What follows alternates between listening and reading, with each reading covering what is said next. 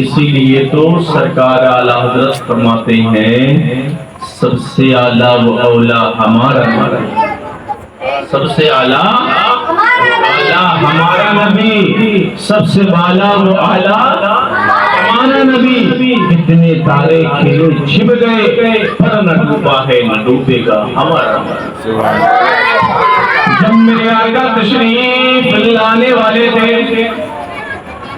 تو حضرت آدم علیہ السلام نے کہا نبی آنے والے ہیں۔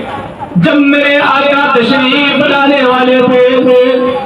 تب حضرت ابراہیم خلیل اللہ فرماتے ہیں نبی آنے والے ہیں، موسیٰ کلیم اللہ فرماتے ہیں نبی آنے والے ہیں، اسماعیل علیہ السلام فرماتے ہیں نبی آنے والے ہیں، اسحاق علیہ السلام فرماتے ہیں نبی آنے والے ہیں، ایوب علیہ السلام فرماتے ہیں نبی آنے والے ہیں، یعقوب علیہ السلام فرماتے ہیں نبی آنے والے ہیں۔ پتہ یہ چلا سب یہ جواب دے کر چلے گئے نبی آنے والے ہیں۔ جب نبی تشریف لائے تو قرآن میں لکھا ہے اول ما خلق اللہ نور، اللہ تبارک و تعالیٰ نے ارشاد فرمایا ہے میں نے آپ کے نور کو سب سے پہلے پیدا کیا۔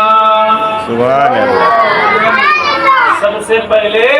پیدا کیا، بشریت بنا کر بعد میں بھیجا۔ پتہ یہ چلا محبوب نور ہے، اور جب تشریف بشریت میں آئے تو اللہ تبارک و تعالیٰ نے یہ ارشاد فرما دیا اے محبوب اگر تمہارا بشریت اور نور کو پیدا کرنا مقصود نہ ہوتا تو میں زمین کو نہ بناتا، میں آسمان کو نہ بناتا، میں نہ عرش کو بناتا، میں نہ فرش کو بناتا، میں نہ تخت و تاج کو بناتا، میں نہ حیوانات کو بناتا، میں نہ ناطق کو بناتا، میں نہ زمین کو بناتا، میں نہ آسمان کو بناتا، میں نہ مشرق کو بناتا، میں نہ مغرب کو بناتا، میں نہ شمال کو بناتا، میں نہ جنوب کو بناتا، نہ میں ادھر بناتا نہ ادھر بناتا۔ یوں ہی جبریل امین فرماتے ہیں یا رسول اللہ یا حبیب اللہ جب اللہ تبارک و تعالیٰ نے آپ کو بنایا ہے میں نے زمین و زمان کو دیکھا، مکین و مکہ کو دیکھا، چنی و چنا کو دیکھا، ادھر دیکھا ادھر دیکھا، لیکن یا رسول اللہ آپ کے جیسا خوبصورت حسین و جمیل بنایا ہی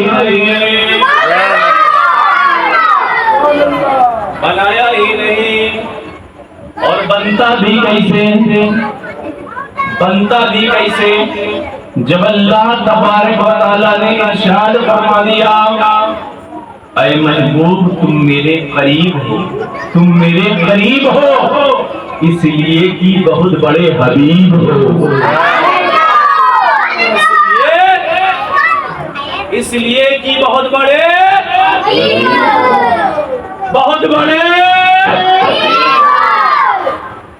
میرے پیاروں اللہ فرما رہا ہے بہت بڑے حبیب، اور ملا فرما رہا ہے کہ بہت چھوٹے حبیب ہیں۔ یہ 24 کہتا ہے بہت بڑے چھوٹے حبیب ہیں، لیکن اللہ نے فرمایا وَمَا أَرْسَلْنَاكَ إِلَّا رَحْمَةً لِلْعَالَمِينَ، اے محبوب ہم نے آپ کو ساری کائنات کے لیے رحمت بنا کر بھیجا، وَرَفَعْنَا لَكَ ذِكْرَكَ ہم نے آپ کے ذکر کو بلند کیا، قَدْ جَاءَكُم مِّنَ اللَّهِ نُورٌ وَكِتَابٌ مُّبِينٌ میں نے تمہارے نور کو بنایا اور قرآن کو بنایا، وَرَفَعَ بَعْضَكُمْ دَرَجَاتٍ میں نے آپ کے درجے کو بلند فرمایا اور اتنا بلند فرمایا، وَعَلَّمَكَ مَا لَمْ تَكُن تَعْلَمْ اے محبوب جو کچھ نہیں جانتے تھے میں نے سکھا دیا،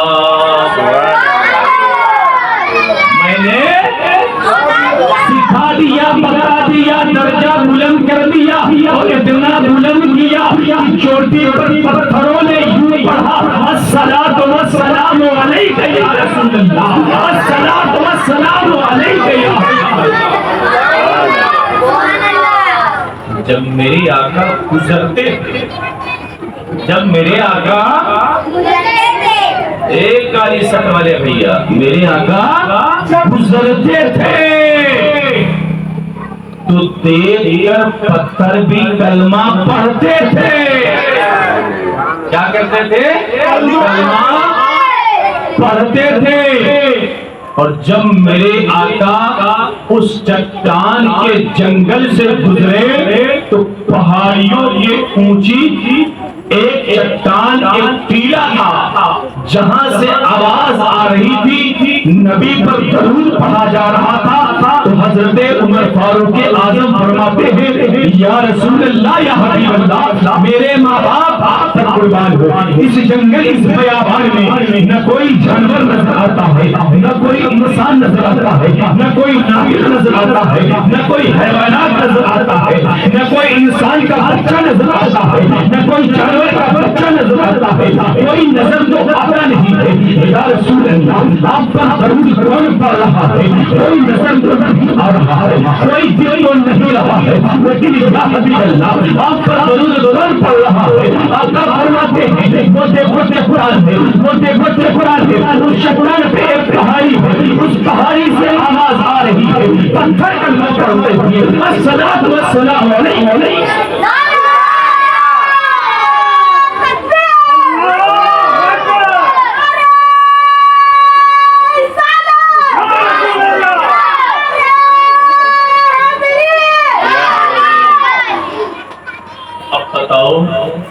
نبی کا قبضہ دنیا میں ہے کہ نہیں؟ بولیے نبی کا قبضہ پورے دنیا میں اختیار ہے اور تمہارا قبضہ تمہارے بیوی پہ نہیں ہے قبضہ۔ کیوں ڈرتے ہیں؟ اس لیے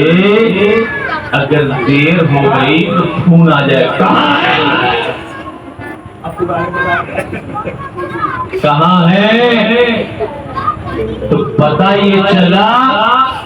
کہ نبی آخر الزماں کو اللہ نے حبیب بنا کر بھیجا تو ہر ایک چیز پر مختار بنا کر بھیجا، اختیار بنا کر بھیجا۔ میرے آقا جو کہتے ہو سبحان اللہ،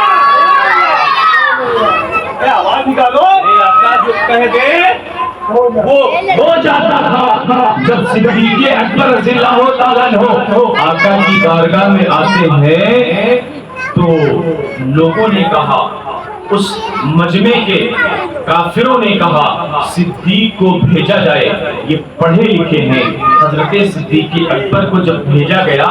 تو آپ آتے ہیں، فرماتے ہیں اے نبی میں آپ سے کچھ سوال کرنا چاہتا ہوں، میں آپ سے کچھ سوال کرنا چاہتا ہوں، کچھ پوچھنا چاہتا ہوں۔ میرے آقا جواب دینے سے پہلے فرماتے ہیں اے صدیق تم فلاں جگہ گئے تھے، وہاں پر یہودیوں کا ایک بنگلہ تھا، وہاں پر تمہیں روکا گیا اور کتابوں میں تمہارا نام دیکھا گیا، کیا اس کے بعد بھی کچھ پوچھنا چاہتے ہو؟ تو حضرت صدیق اکبر سمجھ گئے کہ رسول اکرم صلی اللہ علیہ وسلم کو آگے کا بھی پتا ہے، پیچھے کا بھی پتا ہے، حضرت صدیق اکبر فرماتے ہیں یا رسول اللہ میں بھی قربان ہوں، میرا باپ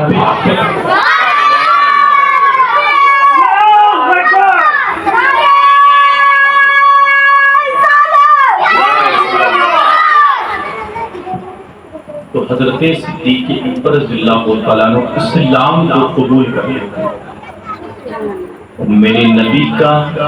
چہرہ ایسا حسن و جمال والا تھا، ایسا پیارا تھا، ایسا اچھا تھا کہ میرے آقا کو دیکھنے کے بعد کوئی اپنے دل کو روک نہیں پاتا تھا، کوئی سنبھال نہیں پاتا تھا۔ حضرت عمر فاروق اعظم جب 39 ہو گئے، 40 اسلام قبول کرنے والے کی ضرورت پڑی تو حضرت عمر فاروق اعظم ننگی تلوار لے کر کے نبی کی بارگاہ میں جا رہے ہیں کہ 40 نہیں ہونے دوں گا، سر قلم کر دوں گا، سر جھکا کر دوں گا، لیکن میرا محبوب فرما رہا ہے اے عمر گھبراؤ نہیں، 40 تو تمہیں سے پورا کیا جائے گا۔ سبحان اللہ، 40 تو تمہیں سے پورا کیا جائے گا۔ اب حضرت عمر فاروق اعظم ننگی تلوار لیے رعب اور غصے کے حالات میں جا رہے ہیں۔ جب نبی کی بارگاہ میں آتے ہیں، نبی کی بارگاہ میں آتے ہیں، آقا کی بارگاہ میں آتے ہیں، پیارے نبی کی بارگاہ میں آتے ہیں، جب بدر کا واقعہ دیکھا ہے، قرآن کریم کی تلاوت کر رہے ہیں، مست ہو جاتے ہیں۔ جب آقا کی بارگاہ میں آتے ہیں نبی کا چہرہ دیکھا ہے، سید الانبیاء کا چہرہ دیکھا ہے، شمس الضحیٰ کا چہرہ دیکھا ہے، بدر الدجا کا چہرہ دیکھا ہے، آمنہ کے بیٹے کا چہرہ دیکھا ہے، بھائی حلیمہ کے ہجرت والے کا چہرہ دیکھا ہے، عبداللہ کے بیٹے کا چہرہ دیکھا ہے، عبد المطلب کے بیٹے کا چہرہ دیکھا ہے، میرے پیارے شمس الضحیٰ کا چہرہ دیکھا ہے، بدر الدجا کا چہرہ دیکھا ہے۔ دنیا بدل جاتی ہے اور جو فرماتے ہیں یا رسول اللہ یا حبیب اللہ، میں نے ایسا حسن و جمال والا دیکھا نہیں ہے، ایسا خوبصورت دیکھا نہیں ہے، دیر مت کریے اسلام میں داخل کا، دیر مت کریے اسلام میں داخل کر لیجئے۔ حضرت عمر فاروق اعظم 40 پورا ہوتا ہے، کلمہ پڑھ کر مسلمان ہو جاتے ہیں۔ یہ سب تاریخیں جو آج ہمارے علماء نے حدیث شریف میں کتابوں میں آتا ہے، اس لیے آتا ہے میرے پیاروں، آج مراد ان تمام چیزوں سے نصیحتیں حاصل کریں۔ آج آپ ہم دیکھ رہے ہیں کہ کتنے سال ہو گئے، کتنے مہینے ہو گئے فلسطین اور اسرائیل سے لڑائی چل رہی ہے۔ دیکھ رہے ہیں سب بچے جانتے ہیں 5 سال کا، 7 سال 10 سال کے بچے جانتے ہیں، لیکن آخر وجہ کیا ہے کہ فلسطین والے مسلمان ابھی تک ٹکے ہوئے ہیں۔ آخر وجہ کیا ہے میرے پیاروں؟ وجہ صرف اتنی ہے،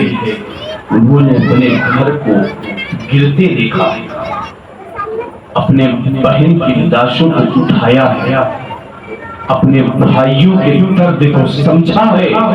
اپنے باپ کے جنازے کو کندھے پر لادا ہے، اپنی ماں کی تڑپ اور سکسیہ کو دیکھا ہے، چیخ اور آہیں اپنی بہن کی آوازوں کو سنا ہے، اور دین کی محبت میں اتنا مکمل ہو گئے کہ یوں زبان سے ان کے نکلتا ہے، اے پروردگار عالم، ایک مسجد اقصی تیرا گھر ہے، اس گھر، اس برکت گھر کے لیے اگر میرے ابا کا جنازہ اٹھ رہا ہے، یہ بھی میں دیکھ کر برداشت کر سکتا ہوں، میری بہن کا جنازہ اٹھ رہا ہے، یہ بھی دیکھ کر برداشت کر سکتا ہوں، اگر میرا بھائی کا جنازہ اٹھ رہا ہے، یہ بھی دیکھ کر برداشت کر سکتا ہوں، لیکن پروردگار عالم تیرے پیارے گھر پر آج آ جائے، جب تک جان ہے، جب تک ہم موجود، جب تک جان ہے، یا رسول اللہ یا حبیب اللہ، مسجد اقصی پر آج گیا ہے۔ اور یہی وجہ ہے کہ جب انسان سچا ہو جاتا ہے، جب انسان سچا ہو جاتا ہے، جب اچھا ہو جاتا ہے، تو اللہ کی مدد آتی ہے، کیا آتی ہے؟ لیکن بڑھاپے میں نماز پڑھو تو کیا پڑھے؟ بڑھائی میں آئی، اب کوئی پوچھت نہیں نا، اب چلو ایک راستہ بچا ہے، مسجد چلیے۔ جوانی میں تو حی علی الصلاۃ، حی علی الفلاح کی آواز آ رہی تھی، آؤ نماز کی طرف، آؤ کامیابی کی طرف، تو ہم شراب خانے کی طرف بھاگ رہے تھے، گناہوں کی طرف بھاگ رہے تھے، برائیوں کی طرف بھاگ رہے تھے، ہمیں احساس تک نہیں ہوتا تھا ہم کون سا گناہ کر رہے ہیں، غلط کیا ہے صحیح کیا ہے۔ میرے پیاروں یقین جانو، اگر جوانی میں آپ سدھر گئے ہیں، جوانی میں عبادت کر لیا ہے، تو اللہ کی بارگاہ میں وہی مقبول ہے، وہی زندگی کامیاب۔ میرے پیاروں، اللہ تبارک تعالیٰ ہمیں ان تمام چیزوں پر عمل کرنے کی توفیق عطا فرمائے۔ آپ بڑھائے نہیں، پوری رات آپ کو نہیں جاگنا ہے، اب کھڑے ہو جائیں، درود و سلام پڑھنے، دعا کرتا ہوں۔